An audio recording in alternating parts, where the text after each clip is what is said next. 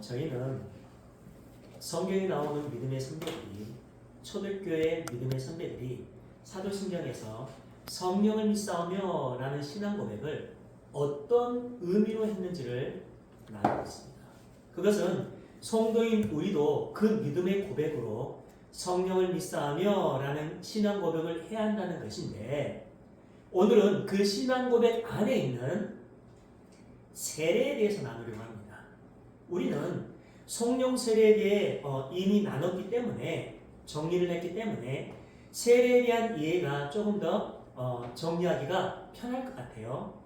우리는 모두 세례를 받았습니다. 그 세례가 무엇이고 우리의 신앙에 어떤 영향을 끼치는지를 명확하게 아는 게 중요하겠지요.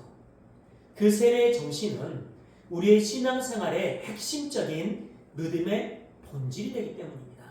즉, 세례가 무엇이고 그 세례가 지향하는 성령 세례가 무엇인지를 명확하게 아는 게 굉장히 중요해요. 예수님과 연합된 삶은 성도가 지향해야 할 최고의 목적지이기 때문에 성령은 성도인 우리가 예수님과 연합된 삶을 살아갈 수 있도록 이끌어갑니다. 성령 하나님의 내주하심이죠.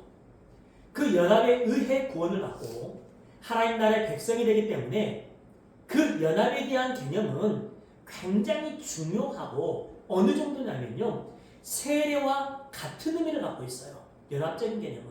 그러니까 세례는 그 세례의 본질인 예수와의 연합이라고 생각하시면 됩니다. 오늘 말씀에서 요한은 자신의 사역과 예수님의 사역을 비교함으로 인해 예수님을 드러내고 있어요. 당시 요한이 세례를 베풀 때 사용했던 물은 과거 모세의 갈대상자, 노아의 방주, 홍해 사건을 거치면서 심판의 상징으로 사용되었습니다. 그 심판의 물로 인해 인간의 모든 죄악이 죽었다는 것은 하나님의 거룩으로 정결하게 되었다는 의미이기 때문에 고대 사회에서는 물을 정결하게 하는 정결 예식에 사용했습니다. 그렇게 인간에게 있었던 모든 죄를 깨끗하게 씻고 정결하게 나오는 것이 정결 의식이었는데, 거기에 사용되었던 것이 물이었습니다. 그리고 예수님은 성령과 불로 세례를 주신다고 하셨는데, 요한은 성령과 불의 연관성을 설명하기 위해 오늘 본문에서 알곡과 가라지를 구분하는 키를 예로 들어서 설명을 하고 있어요. 결국 성령과 불로 받는 세례는 사람을 천국과 지옥으로 보내는 아주 중요한 열쇠가 됩니다. 오늘 본문에서 요한은 나는 물로 세례를 베풀지만 예수님은 성령과 불로 세례를 주신다라고 해요. 예수님도 부활하시고 승천하시기 전에 제자들에게 비슷한 말씀을 하셨어요. 사도행전 1장 5절, 요한은 물로 세례를 베풀었으나 너희는 몇 날이 못되어 성령으로 세례를 받으리라 하셨느니라. 예수님을 믿지 않음으로 인해 죽어야 할 죄인이 구원의 유일한 본질인 예수님을 믿음으로 인해 그리스도와 연합하여 십자가에서 죽고 새 사람으로 살아나는 것을 세례라고 해요. 그래서 이스라엘이 죽음의 상징인 홍해 바다를 살아서 건넜던 것을 모세에게 속하여 세례를 받은 것이라고 선언을 하지요. 그것을 믿음이라고 하는데, 복음이 우리를 그것으로 이끌어갑니다. 그것을 명확하게 깨닫고 믿을 수 있도록 성령님의 내주하심을 허락해 주셨어요. 그래서 물로 세례를 받음으로 인해 그가 물에 잠겨 죽는 자라는 것을 상징적으로 보여주는 것이고, 새 사람으로 살아나서 올라온다는 것을 세례를 통해 우리에게 보여주고 있는 겁니다. 즉, 성경이 말하는 세례는 연합의 의미를 가지고 있어요. 그리스도와의 연합. 그 내용을 성경에서 이렇게 설명하고 있습니다. 골로새서 2장 12절 말씀 같이 한번 읽어보겠습니다. 시작. 너희가 세례로 그리스도와 함께 살고 또 죽은 자들 가운데서 그를 일으키신 하나님의 역사를 믿음으로 말미암아 그 안에서 함께 일으키심을 아멘. 이것이 우리의 믿음이고 구원인데 여기서 가장 중요한 단어는 그 안이라는 단어와 함께라는 단어예요. 그 안이라는 단어와 함께라는 단어. 세례를 그리스도 안에서 그리스도와 함께라는 개념으로 볼 수 있다는 거예요. 아무리 경건하고 거룩한 행위를 한다고 하더라도 그런 의식 안에 있다고 할지라도 그리스도 안에 없고 그리스도와 함께가 아니라면 모두 가짜라는 결론입니다. 요한은 그 세례를 이스라엘 백성들에게 베풀어 주시는데 성경은 요한의 그 세례를 회개 세례라고 선언을 해요. 사도행전 13장 24절. 그 오시는 앞에 요한이 먼저 회개 세례를 이스라엘 모든 백성에게 전파하니라. 여기서 그 오시는 앞에라는 단어를 원어로 보시면요. 그 오심의 얼굴 앞에라는 뜻이고 그 오심이라는 단어에 테스 에이소드 아우트라는 단어와 연결되어서 구원자이신 메시아 예수님이 오셔서 구원의 사역을 행하시기 전이라는 뜻으로 사용됩니다. 구원자이신 메시아 예수님이 오셔서 구원의 사역을 행하시기 전이라는 뜻이에요. 그 오시는 앞이라는 단어에 이렇게 중요하고 큰 의미가 있어요. 요한이 시작했던 세례는요. 회개 세례이기 때문에 우리가 물로받았던 그 세례는 회개의 세례입니다. 그렇다면 여러분 세례를 받으면서 정말 그 주님의 은혜와 긍휼 안에서 철저한 회개로 나갔습니까? 지금도 그 회개 세례를 살고 계십니까? 회개 세례란 세례를 받은 자들이 그리스도 안에서 하나님과의 관계 안에서 죄사함을 받아야 할 죄인임을 고백하는 것이고 외부의 강력한 힘을 가진 절대자가 건져주지 않으면 불가능하다는 고백으로 들어가는 것이 회개 세례입니다. 즉 나는 불가능한 죄인이기 때문에 용서받아야 할 거룩이 필요하다는 것을 인정하는 거예요. 예수님은 공생의 시작을 그 세례를 받으심으로 인해 하십니다.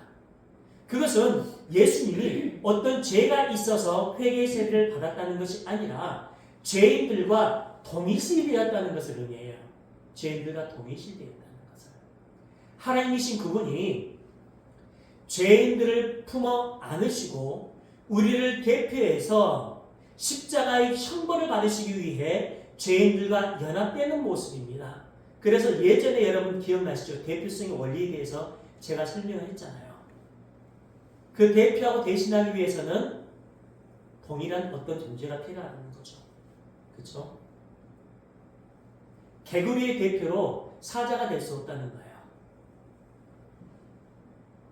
예수님은 그 요한의 세례를 받으심으로 인해 사람들과 동일한 위치로 내려오셨어요.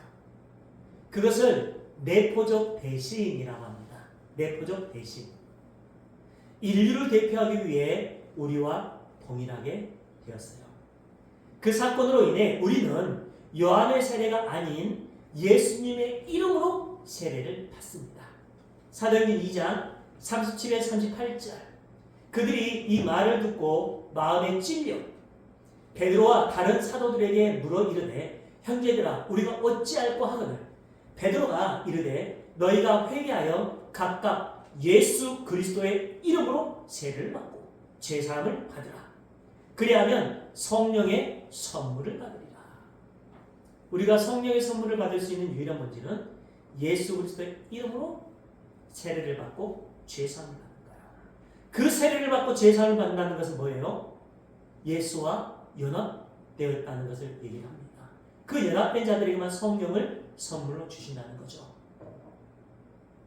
예수님께서 요한의 세례에 동참하심으로 인해 죄인들과 동일하게 되셨다면 우리는 예수님의 이름으로 세례를 받음으로 인해 예수님과 연합되었어요. 바울이 그 복된 소식을 로마서에서 이렇게 설명합니다. 로마서 6장 3에서 8절. 무릇 그리스도 예수와 합하여라는 단어가 중요해요. 세례를 받은 우리는 그의 죽으심과 합하여 또 합하여 나오죠. 세례를 받은 줄 알지 못하느냐. 그러므로 우리가 그의 죽으심과 합하여 계속 나오죠. 합한다는 단어가 세례를 받음으로 그와 함께라는 단어가 나오죠. 장사되었나니 이는 아버지의 영광으로 말미암아 그리스도를 죽은 자 가운데서 살리신과 같이 우리로 또한 생명 가운데서 행하게 하려 함이라. 만일 우리가 그의 죽으심과 같은 모양으로 연합한 자가 되었으면 연합이 나오죠. 또한 그의 부활과 같은 모양으로 연합한 자도 되리라. 그러니까 우리는 예수 그리스도 안에서 예수 그리스도와 함께 반드시 죽어야 하는데 그 죽으심은 부활을 전제해요. 그러니까 여러분 죽으심으로 끝나면 안 된다는 거예요. 나를 위해 십자가에서 죽으셨던 그 행위는 우리의 부활을 전제합니다. 그러니까 그 부활의 신앙까지 가는 거죠. 그 하나님 나라의 백성으로서의 삶이 어떤 것인지까지를 가는 거예요. 6절 우리가 알거니와 우리의 옛 사람이 예수와 함께 또 함께라는 단어 나오죠. 십자가에 못 박힌 것은 죄의 몸이 죽어 다시는 우리가 죄의 종노릇 하지 아니하려 함이니 이는 죽은 자가 죄에서 벗어나 의롭다 하심을 얻었으므로 어떤 이유로요? 예수와 함께 되는 이유로. 만일 우리가 그리스도와 함께 죽었으면 또한 그와 함께 살 줄을 믿노라. 여기서 중요한 단어는요. 합하여, 함께, 같은 모양, 연합, 무엇으로 말미암아라는 개념이죠. 세례는 연합적인 개념입니다. 예수 안에서 그렇죠? 예수님께서 성도와 연합해서 십자가에서 하나님의 뜻을 이루셨고 성도인 우리가 예수님과 연합해서 거룩 하나님의 백성으로 완성돼요. 그 증표로 세례를 허락해 주신 거죠. 그러니까 우리의 신앙생활을 통해서 하나님의 언약의 말씀을 통해서 계속해서 이것을 깨닫게 해주시는 거죠. 그리고 우리를 위해서 그 그리스도와 연합된 삶 안에서 하나님의 언약이 무엇인지, 말씀이 무엇인지, 하나님 나라의 삶의 백성이 무엇인지 그곳으로 한 번 한 번 가게 됩니다. 그걸 성화의 삶이라고 하고 거룩이라고 해요. 즉 우리가 예수님의 이름으로 세례를 받는 것은 우리가 예수와 연합되어서 나의 옛사람 안에 있는 모든 죄가 소멸되고 예수 안에서 예수님과 함께 부활에 동참하는 자가 되는 것을 세례라고 합니다. 부활이 죽음을 전제하듯이 세례를 통해 우리가 새 사람이 된다는 것은 옛사람이 완전히 죽었다는 것을 전제해요. 그렇다면 요한의 세례를 물로 베풀어 주신 이유가 있을 거잖아요. 그래서 서두에 물에 대한 말씀을 나눴던 것입니다. 베드로전서 3장 20에서 21절입니다. 그들은 전에 노아의 날 방주를 준비할 동안 하나님이 오래 참고 기다리실 때 복종하지 아니하던 자들이라 방주에서 물로 말미암아 구원을 얻은 자가 몇 명뿐이니 겨우 8명이라. 하나님께서 물이라는 홍수의 심판을 통해 주시고자 원하던 것이 있을 거잖아요. 그게 무엇일까요? 21절 같이 읽어볼까요? 시작. 물은 예수 그리스도께서 부활하심으로 말미암아 너희를 구원하시는 편이 곧 세례라. 이는 육체의 더러운 것을 제하여 버림이 아니요 하나님을 향한 선한 양심의 강. 아멘. 이게 물에 대한 개념이에요. 노아의 방주를 허락해 줬던 하나님의 사건의 본질입니다. 노아의 방주는 예수 그리스도를 상징하는데 저주의 물을 방주가 대신 맡고 그 방주 안에 있는 피조물들이 살아나는 것이 노아의 방주가 담고 있는 복음입니다. 그래서 방주는 3층청으로 되어 있어요. 이유가 뭐예요? 당시 하늘을 3층청으로 봤기 때문이에요. 하늘의 모형으로 우리에게 보여주고 있는 거죠.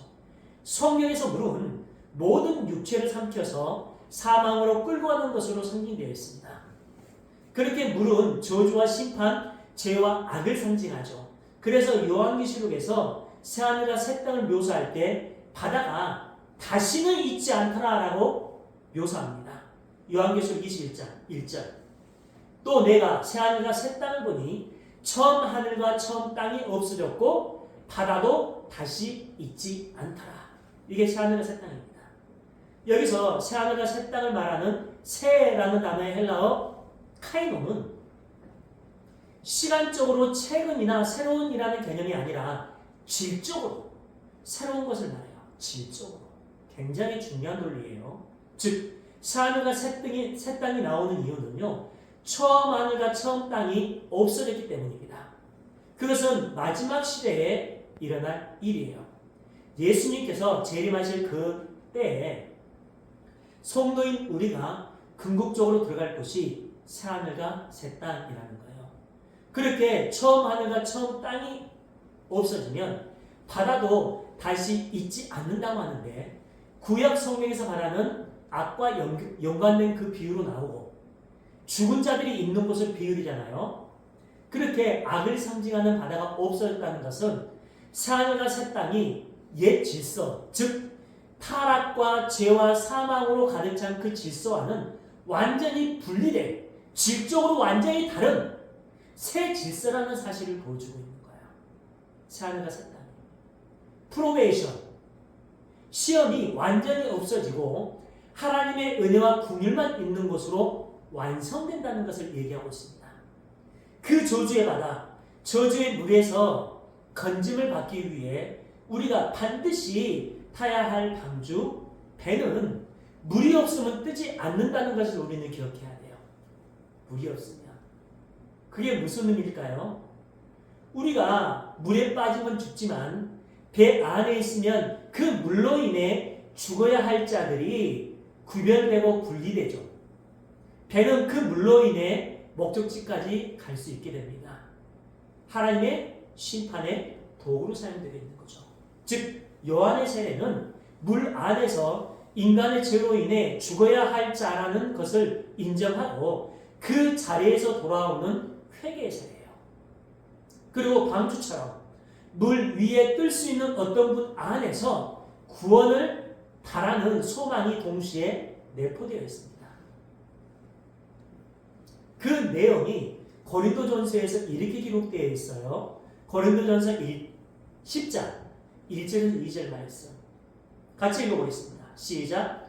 형제들아 나는 너희가 알지 못하기를 원하지 아니하노니 우리 조상들이 다 구름 아래에 있고 바다와 가운데로 지나며 모세에게 속하여 다 구름과 바다에서 세례를 받고. 아멘. 이스라엘은요 출애굽해야 하는데 눈앞에 보이는 수십 마일의 홍해를 건널 능력이 없어요.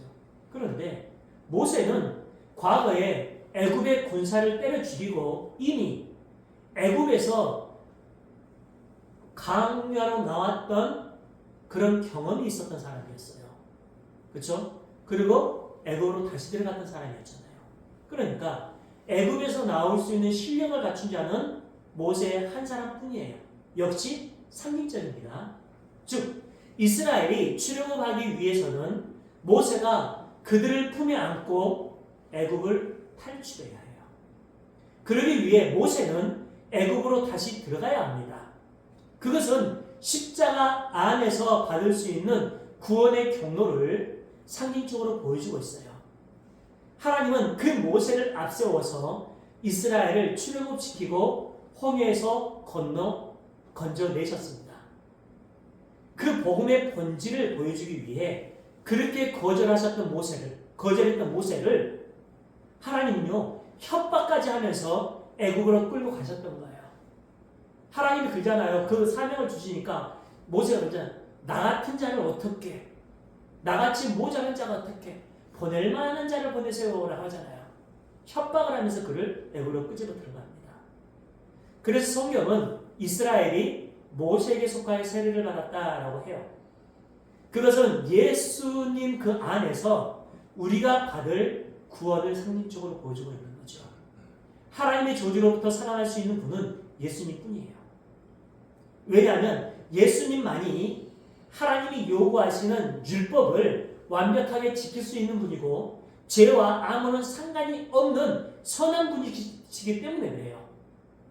그래서 하나님은요 죄로 인해 죽어야 할 저주의 바다와 같은 세상에서 방주가 상징하는 예수님만을 구원하십니다. 그리고 그분 안에서 그분과 연합되어 있는 우리가 함께 구원받게 돼요. 여러분 사실 이스라엘 백성들은요 애굽에서 그 홍해 바다를 건너지 않고도 구원받을 수 있는 그 여정을 갈 수 있었어요. 이스라엘의 그 출애굽의 여정을 바라보면요, 홍해 바다가 있고 이렇게 길쭉하게 있어요. 그 바로 옆에는 또 광야가 펼쳐집니다. 그래서 그 홍해 바다 옆으로 지나가면은 그들은 홍해 바다를 건너지 않고 갈 수 있어요. 그런데 그들이 건너갔던 홍해 바다가 어떤 곳인지 아세요? 그 광야 바로 옆에 있는 홍해예요.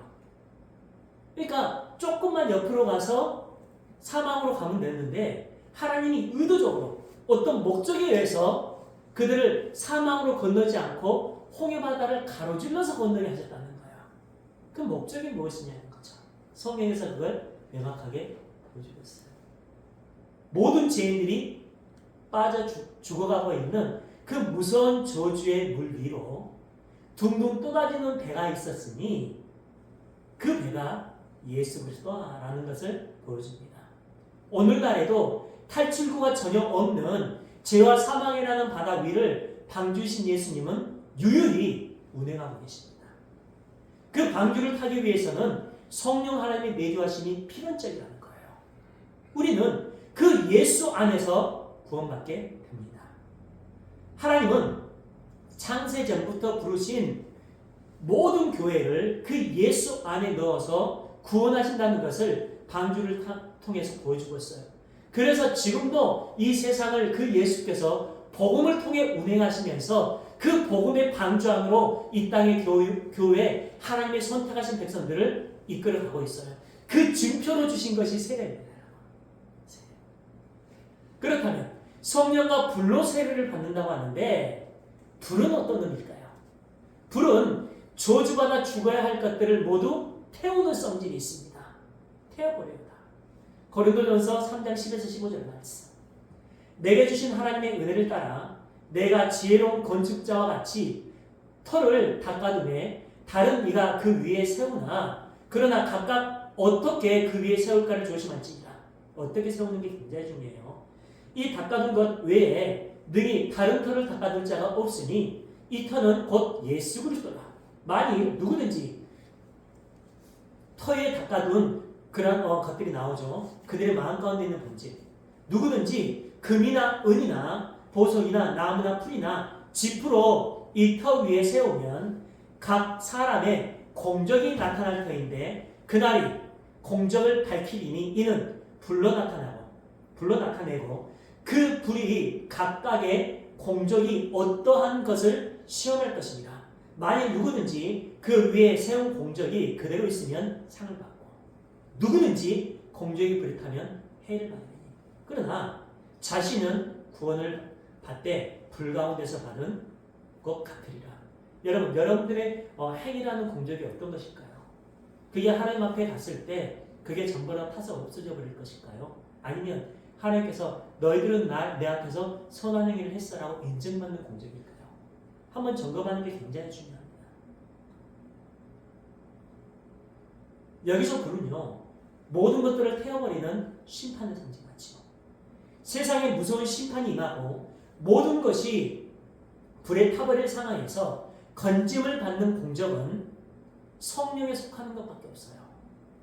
그 이외의 것들은 다 불에 타버립니다. 즉 물이 쏟아지고 그 물에 빠져 죽는 것들은 저주를 받고 불에 타서 죽게 된다는 것들이 성경의 증언이고 방주로 말미암아 물에 뜨는 것은 성령에 속한 것들이에요. 죄로 인해 죽어야 할 것들이 방주로 인해 죽지 않고 뜨는 것처럼 죄로 인해 불에 타야 할 것들이 성령으로 인해 검증을 받는 것이 성령과 불로 세례를 받는다는 의미입니다.